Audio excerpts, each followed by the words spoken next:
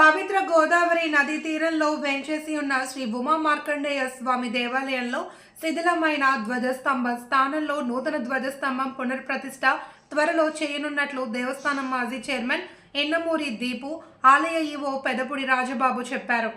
మంగళవారం దేవస్థానంలో జరిగిన మీడియా సమావేశంలో దీపు మాట్లాడుతూ 150 సంవత్సరాల క్రితం ఏర్పాటు చేసిన ధ్వజస్తంభం పాడైపోయింది అని, తాను చైర్మన్గా ఉన్న సమయంలోనే ధ్వజస్తంభం పునఃప్రతిష్ఠ చేయాలి అని అనుకున్నామని, కానీ దీనికి సంబంధించిన కలప లభించకపోవడంతో కుదరలేదని చెప్పారు. ఇప్పుడు కూటమి ప్రభుత్వం అధికారంలోకి రాగానే ఎమ్మెల్యే ఆదిరెడ్డి శ్రీనివాస్ దృష్టికి తీసుకువెళ్లగానే వెంటనే పని మొదలు పెట్టాలి అని ప్రోత్సహించి 40 నుండి 50 లక్షల ప్రభుత్వం నుండి మంజూరు చేయించడానికి కృషి చేశారని చెప్పారు. త్వరలో ధ్వజస్తంభం పునఃప్రతిష్ఠ చేయడంతో పాటు భారీ స్థాయిలో మహాకుంభాభిషేకం నిర్వహిస్తామని తెలిపారు. రాజబాబు మాట్లాడుతూ ధ్వజస్తంభానికి అవసరమైతే 55 అడుగుల కలప కోసం అన్వేషిస్తున్నామని, అది లభించగానే ధ్వజస్తంభం పునఃప్రతిష్ఠ జరుగుతుంది అని చెప్పారు. అలాగే శెట్టి జగదీష్, దాతలు సిహెచ్ రవిశంకర్, అర్చకులు పెద్దింటి నీలకంఠ శర్మ మాట్లాడుతూ ఈ ఆలయానికి చాలా విశిష్టత ఉందన్నారు. మదన్ సింగ్, రాజ్ పురోహిత్, నల్లం ఆనంద్, అర్చకులు కె శ్రీరామచంద్రమూర్తి, కె గంగాధర్, శ్రీనివాస్, పెద్దింటి ప్రభాకర్, పెద్దింటి సర్వేశ్వరరావు, రాజపురోహితులు పెద్దింటి సుబ్బారాయుడు తదితరులు పాల్గొన్నారు. ఉమా మార్కండేశ్వర స్వామి వారి దేవాలయం సుమారు 500 సంవత్సరాల క్రితం దేవాలయం. 1716లో కళింగ మహారాజు ఈ దేవాలయ దర్శనానికి వచ్చి ఆయన వచ్చిన గుర్తుగా ఇక్కడ ఒక ఎత్తడినందని వాహనంగా బహుకరించడమైంది. సుమారు ఒక 180-200 సంవత్సరాల క్రితం ఈ ధ్వజస్తంభం పునర్నిర్మాణం అయిందని చెప్పేసి మా తాతలు చెప్పడంతో మేము విన్నాం.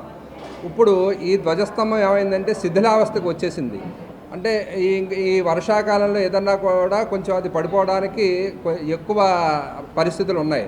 కాబట్టి ఏంటంటే అది దేవాలయానికి సంబంధించిన ఎగ్జిక్యూటివ్ ఆఫీసర్ గారికి తెలియజేయడంతో వాళ్ళు ఏంటంటే పై ఆఫీసర్లందరికీ కూడా చెప్పడం, వాళ్ళు వచ్చి స్థపతులు డిఈలు దాన్ని పరిశీలించి ఇమీడియట్గా దాన్ని పునఃప్రతిష్ఠ చేయాలని చెప్పారు. దాని మీద దాతలు కూడా ఒక ఆయన స్పందించి దానికి ఎంత అయితే అంత పునఃప్రతిష్ఠకి సంబంధించిన ఆ దారుతో సహా కూడా నేనే పెట్టుకుంటానని చెప్పి దాన్ని అన్వేషించడం జరుగుతోంది. కాబట్టి దాన్ని వీలైనంత తొందరగా ఉత్తరాయణ పుణ్యకాలంలోనే ఈ ప్రతిష్ఠ జరగాలి.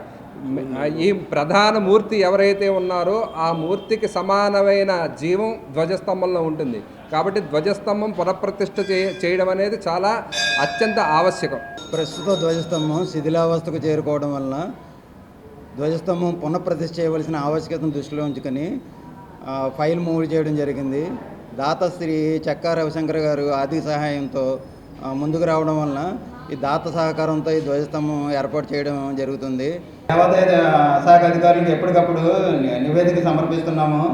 ఈ ధ్వజస్తంభం కొద్దిగా వంగి ఉండడం వల్ల దాన్ని స్కఫోల్డింగ్గా ఏదైనా చేయమని స్థానిక ఎమ్మెల్యే గారు ఆదేశించడం వల్ల దాని మీద కూడా తగు చర్యలు తీసుకొని ఈ పరంజాల నిర్మాణానికి ఈ 2-3 రోజుల్లో కంప్లీట్ చేస్తామని మీ ద్వారా తెలియపరుచుకుంటున్నాము.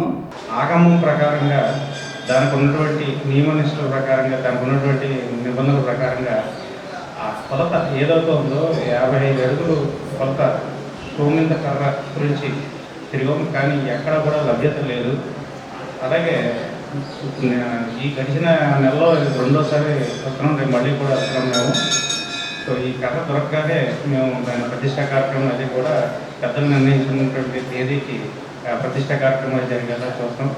ఇప్పుడు 150 సంవత్సరాల కిందట ధ్వజస్తంభం మార్చడం జరిగింది. మళ్ళీ ఇప్పుడు ఆ అద్భుతమైన కార్యక్రమం మా చేతుల మీద జరగడం, అలాగే ఎమ్మెల్యే గారి చేతుల మీద జరగడం మా అదృష్టంగా భావిస్తున్నాం. అలాగే ఇది అయిన మరుక్షణం ఇంచుమించు 70-80 లక్షలు పెట్టి మన కుంభాభిషేకం వెంటనే జరగడం జరుగుతుంది. ఇవన్నీ ఒక ప్రకారం ఎమ్మెల్యే గారి దృష్టికి తీసుకెళ్ళి వెంటనే స్టార్ట్ చేయడం జరుగుతుంది. ఇది మా దృష్టిలోకి ఇది ధ్వజస్తంభం పాడైపోయిందని మా దృష్టిలోకి వచ్చిన వెంటనే మన ఎమ్మెల్యే గారు దృష్టిలో పెట్టాము. ఎమ్మెల్యే గారు ఇది ఎక్కడ జరుగుతుంది ఏంటి అని గాలించి మొత్తం ఇది 3వసారి నిన్న కూడా మేము అరకు దగ్గర లంబసింగి దగ్గర మోతిగడ్డకి వెళ్ళి చూసాము. అక్కడ ఎమ్మెల్యే గారు వాళ్ళ ఫారెస్ట్ డిపార్ట్మెంట్తో మాట్లాడి అన్నీ చేశారు. రేపొద్దున మళ్ళీ వెళ్తున్నాం. దేవాలయాన్ని కూడా పరిరక్షించేటువంటి శక్తి ఈ ధ్వజస్తంభానికి ఉంది. అలాగే ప్రతి సంవత్సరం జరిగే ఉత్సవాదులు ఆ కార్యక్రమాలన్నింటికీ కూడా ఇది గుర్తు. అలాగే ఎవరైనా ప్రయాణంలో స్వామిని దర్శించుకోలేకపోతే అలా వెళుతూ ధ్వజం కానీ శిఖరం కానీ దర్శనం చేయడం వల్ల అనేకమైనటువంటి వెంటనే ఆ యొక్క ఫలితాన్ని వాడు శుభాన్ని కలుగుతాయి అనడంలో సందేహం లేదు.